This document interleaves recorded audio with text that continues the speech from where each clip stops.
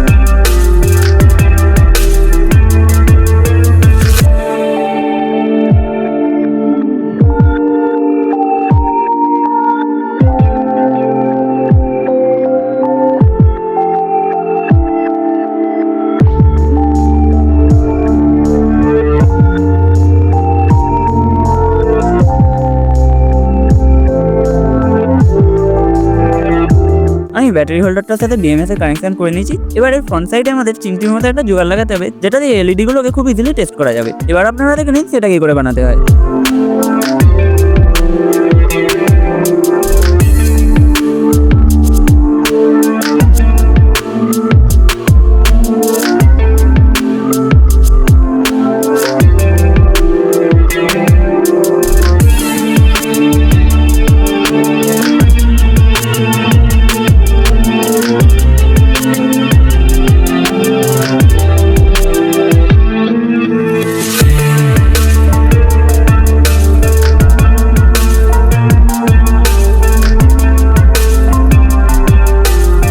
আমাদের LED tester full ready. এবার চলুন এটাকে টেস্ট করা যাক।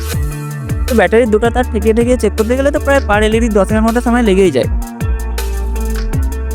কিন্তু এই টেস্টারটা দুটো পিন এলইডি লেগের মধ্যে আপনারা ঠেকিয়ে কয়েক সেকেন্ডের মধ্যে চেক করে নিতে পারবেন যে আপনার এলইডিতে খারাপ আছে কিনা। আর এইভাবে আপনারা অনেকটা টাইমও বাঁচিয়ে নিতে পারবেন। এবার এইসব কিছু করে যদি আপনি দেখেন প্রত্যেকটা এলইডি ভালো আছে, তাও সিরিজটা কাজ করছে না, তখন আপনার এই সিরিজের মধ্যে লাগানো ব্রিজ রেক্টিফায়ারটাকে চেঞ্জ করে নতুন রেক্টিফায়ার লাগাতে হবে। আর আপনারা খুব ইজিলি এই তিনটে ডায়াগ্রাম দেখে আপনাদের নিড অনুযায়ী পারফেক্ট রেক্টিফায়ারটা বানিয়ে দিতে পারবেন। জানি অনেকেরই এতগুলো রেক্টিফায়ার প্লাস এর ভ্যালুগুলো দেখে একটুখানি মাথাটা গুলিয়ে যাচ্ছে। সেক্ষেত্রে আমি তাদেরকে সাজেস্ট করবো আগে এই ভিডিওটা দেখে নিতে, যেখানে আমি ব্রিজ রেক্টিফায়ার বানানো থেকে শুরু করে কখন কত ভ্যালুর ক্যাপাসিটার নিতে হবে সেটাও শিখেছি। তাহলে ওই ভিডিওতে দেখা হচ্ছে। আজকের মতো টাটা অ্যান্ড গুড বাই।